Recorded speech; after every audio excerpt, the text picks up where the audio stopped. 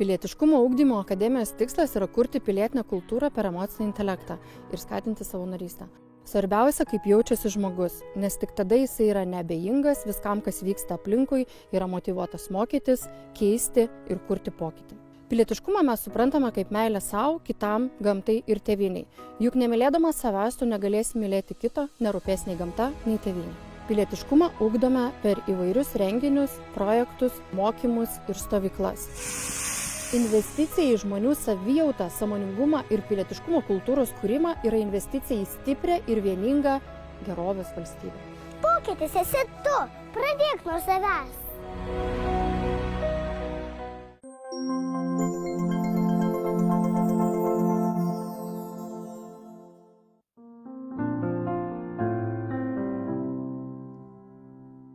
Esame Šilavote, Šilavoto Davatkyno muziejuje, memorialinėme Davatkėlių namelyje, kuriame daugiau nei prieš 100 metį įsikūrė Šilavoto pamaldžios moterys vadintos Davatkėlėmis. Šilavoto Davatkyno bendruomenė organizuoja ir kultūrinius renginius, kurie vyksta čia Šilavote ir Šilavoto Davatkyno muziejuje.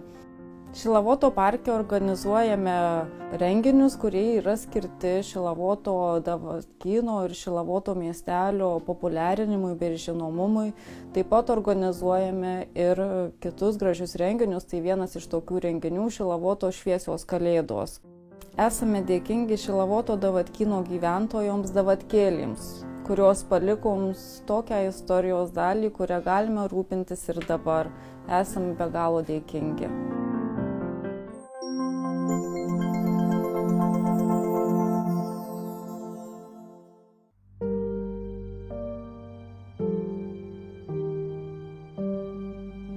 Mes esame Skarulių Šventos Onos bažnyčioje. Skarulių bendruomenės veikla kaip po tokios prasidėjo labai senai, prieš 2 dešimtmečius. Susibūrė maža grupelė žmonių, kadangi bažnyčia buvo vos nesandėlių padaryta.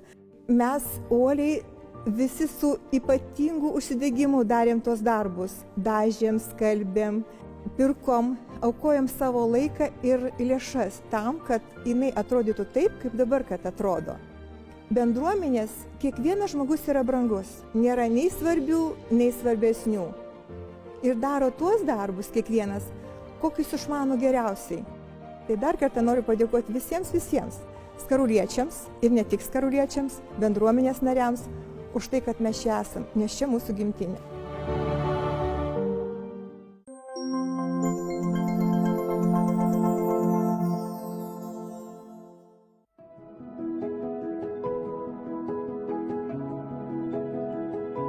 Jungtinėme Lietuvos vaikų chore suteikiame galimybę dainuoti tiems vaikams, kurių miestuose ar miesteliuose nėra kolektyvų, kurių mokyklose nėra chorų. Šiais metais dainų šventėj minint savo 100-metį turėjome ypatingą tikslą šiuos vaikus išmokyti šventės repertuarą. Rezultatas – 800 vaikų Liepos 6-ąją Vilniaus Vingio parke dainavo kartu su 1000 dainų dienos choru. Mes Jungtinio Lietuvos vaikų choro organizatoriai galvojame, kad dainuojanti Lietuva yra stipri Lietuva.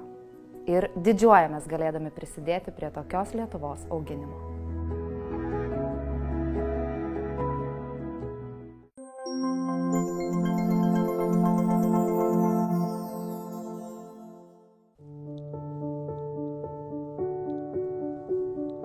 Tai Lekėčių moterų klubas gyvuojam jau 18 metų.